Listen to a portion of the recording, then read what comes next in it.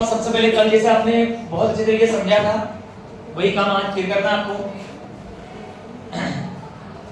यदि हमें अभिलक्षण समझना है तो हमें किसी प्रथम कोटि अभिक्रिया के लिए सबसे पहले ज्ञात करना पड़ेगा दर स्थिरांक। किसका मान? दर स्थिरांक। ठीक है, अब दर स्थिरांक का मान ज्ञात करना है। सबसे पहले आप मानेंगे, आपने मान लिया कि A से बनता है उत्पाद। A से क्या बनता है? उत्पाद। और यह एक प्रथम कोटि अभिक्रिया है। यह एक क्या है? प्रथम कोटि अभिक्रिया। आपने यहां पे लिख दिया कि माना कि यह एक प्रथम कोटि अभिक्रिया है। माना कि यह एक प्रथम कोटि अभिक्रिया है।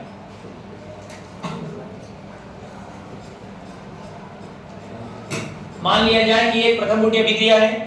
अगर ये प्रथम कोटि होगी तो इस अभिक्रिया की दर का मान सीधे समानुपाती होगा भाग लेने वाले अभिकारक की सांद्रता के प्रथम घात के।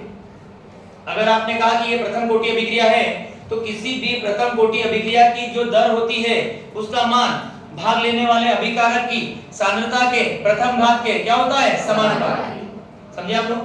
अब यहां पर आपने कहा यदि t का मान 0 होगा, यदि t का मान कितना होगा? 0, उस समय इस अभिकारक की सांद्रता का नाम हो जाएगा उसकी प्रारंभिक सांद्रता।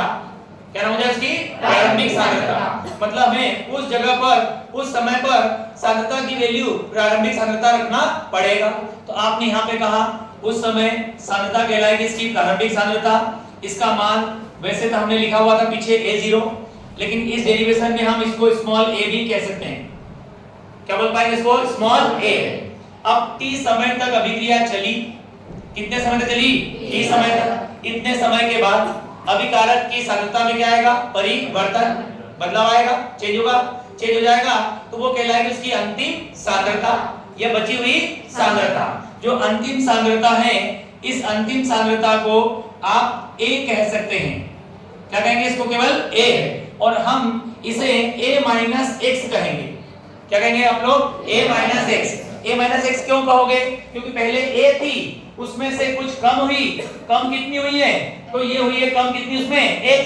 इसलिए a में से माइनस किया किसको? x को। a में से घटाया किसको अपन ने? x को। समझे आप सभी? तो ये t अगर 0 होगा तो कहलाएगी प्रारंभिक सांद्रता। अगर t का मान कितना हो जाएगा? t के बराबर, तो वो कहलाएगी उसकी अंतिम सांद्रता। वो कहलाएगी उसकी अंतिम सांद्रता। ठीक है बेटा? अब हम लोग परिभाषा के अनुसार चलते हैं। वह अभिक्रिया जिसकी दर का मान भाग लेने वाले अभिकारक की सांद्रता के प्रथम घात के समानुपाती होता है उसे कहते हैं प्रथम कोटि की अभिक्रिया। ऐसी अभिक्रिया जिसकी दर का मान भाग लेने वाले अभिकारक की सांद्रता के प्रथम घात के समानुपाती होता है उसे हम लोग कहते हैं प्रथम कोटि की अभिक्रिया। अब यहाँ पर अभिक्रिया की दर को दर्शाने के तरीके दो थे। एक था कैपिटल R और एक था dx/dt। जहां x कहलाता है अभिकारक, x कहलाता है अभिकारक। यहाँ अभिकारक कौन है बेटा? आपका a। तो हम लिखेंगे dA/dt। क्या लिखेंगे? dA/dt। चिन्ह आएगा माइनस, चिन्ह आएगा माइनस। तो अभिक्रिया की दर का मान समानुपाती होगा। भाग लेने वाला अभिकारक कौन है? a। इसी घात क्या रहेगी? a। समानुपाती चिन्ह को कायम कर लेंगे, बराबर, कायम कर लेंगे, बराबर। यहाँ रखना पड़ेगा नियतांक। क्या रखना पड़ेगा? नियतांक। क्या रखते हैं मैंने यहाँ पे? k। और a की घात 1 है, मतलब वही का वही, a का a आ जाएगा। यहाँ पर आ जाएगा बेटा आपका dA/dt। इसको पक्षांतर कर दे, समान पक्षों को एक तरफ ले आते हैं। a को लाएंगे a की तरफ और k को ले जाएंगे dt की तरफ। a को लाएंगे a की तरफ और k को ले जाएंगे इस तरफ dt की तरफ। अब मैंने इसको पक्षांतर कर दिया तो यहाँ पे माइनस dA अपान में क्या आ गया बेटा आपका? dt बराबर k का मल्टीप्लाई किससे जाएगा? यहाँ पे dt से। ये a को ले आएंगे a की तरफ, इसको यहाँ से यहाँ शिफ्ट कर दिया, इसको यहाँ से शिफ्ट कर दिया। ये dt है, चिन्ह माइनस का था, लगा दिया। आप ये प्रश्न पूछना मत कि माइनस क्यों लगाया।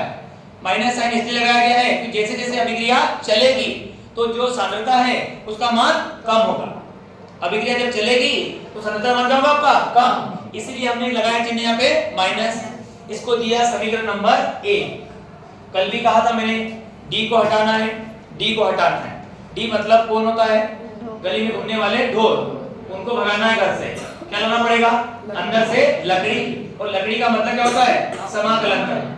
क्या मतलब होता है? समाकलन। लेकिन समाकलन करने के पहले गणित में समाकलन अगर शुरू हो गया होगा तो समझ में आ जाता है बच्चों को, लेकिन अगर नहीं भी हुआ है, एक सिंगल फार्मूला समाकलन का मैं आपको सिखा रहा हूं।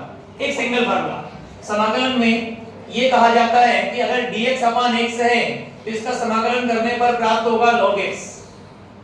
क्या प्राप्त होगा अपने को? log x। मतलब सूत्र होता है log समाकलन dx अपान x बराबर क्या होता है? log x। समाकलन dx अपान x बराबर क्या होता है? log x। एक सूत्र ये वाला अप्लाई करेंगे हम लोग।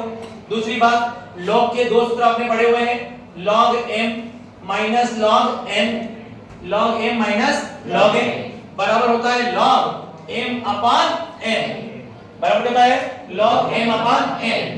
ठीक है, एक और फॉर्मूला होता है log में, अगर ln है, आपने लिखा है पे log n, तो इसका मतलब है कि ये नेचुरल लॉग है। ये क्या है बेटा आपका? Natural log. इसका बेस e होता है। इसका बेस क्या होता है? e। इस e बेस वाले लॉग को बदलना है हमें ऐसे लॉग में जिसका बेस 10 हो। जिसका बेस क्या हो? 10। तो e बेस वाले लॉग को 10 बेस लॉग में बदलने के लिए हमें इसमें वैल्यू पुट करना पड़ेगी 2.303। इस नंबर से आप गुणा करोगे लॉग को, इसका आधार क्या होता है? e। सॉरी, इसका आधार क्या होता है आपका? 10। इसका आधार क्या होता है? e। e बेस वाले लॉग को 10 बेस लॉग में बदलने के लिए इस नंबर से गुणा करना पड़ेगा।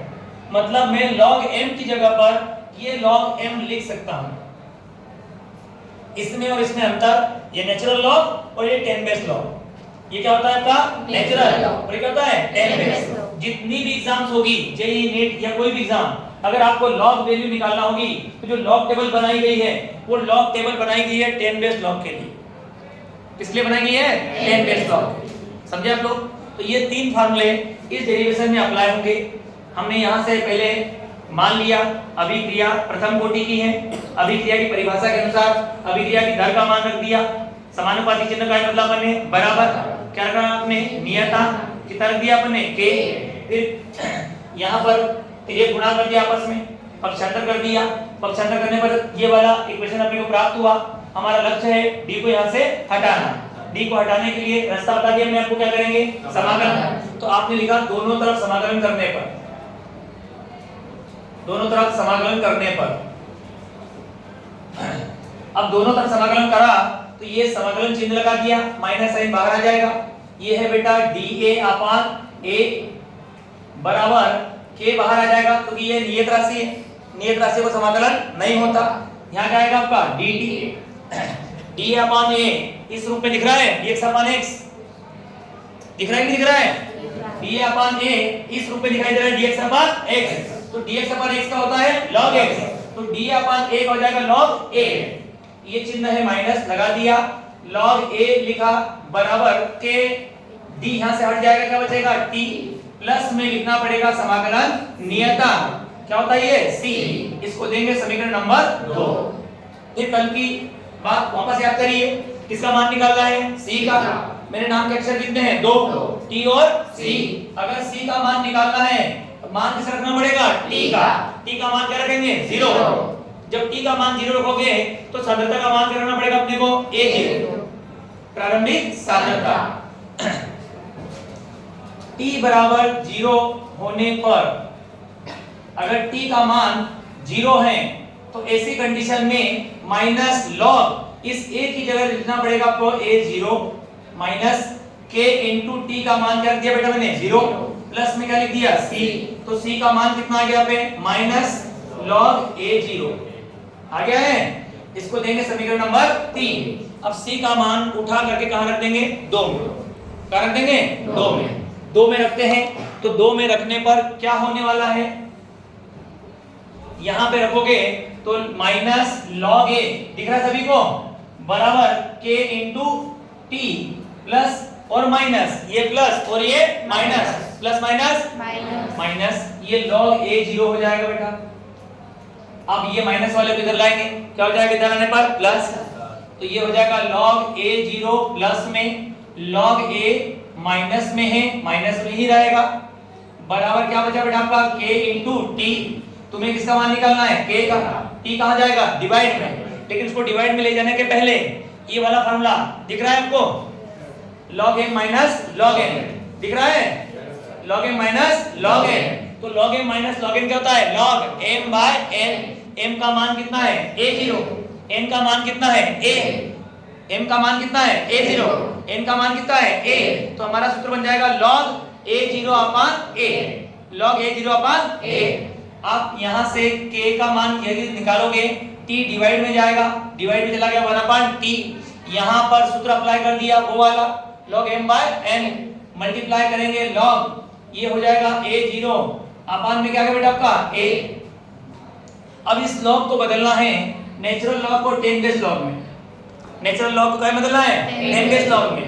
तो k का मान कितना हो जाएगा k बराबर 2.303 अपॉन क्या जाएगा t, फिर आ जाएगा log यहाँ पे आ गया a0 अपॉन में क्या आ गया आपका a। ये प्रारंभिक सांद्रता, ये होगी तुम्हारी अंतिम। और न्यूमेरिकल सवालों को हल करना है, तो सवालों को हल करने के लिए हमारे पास ये वाला फार्मूला बन जाएगा 2.303 अपॉन t log। देखिए प्रारंभिक सांद्रता का मान कितना लिखा हुआ है अपन ने a, अंतिम का मान क्या लिखा है a माइनस x। न्यूमेरिकल के लिए इस सूत्र का प्रयोग करेंगे। उतारिए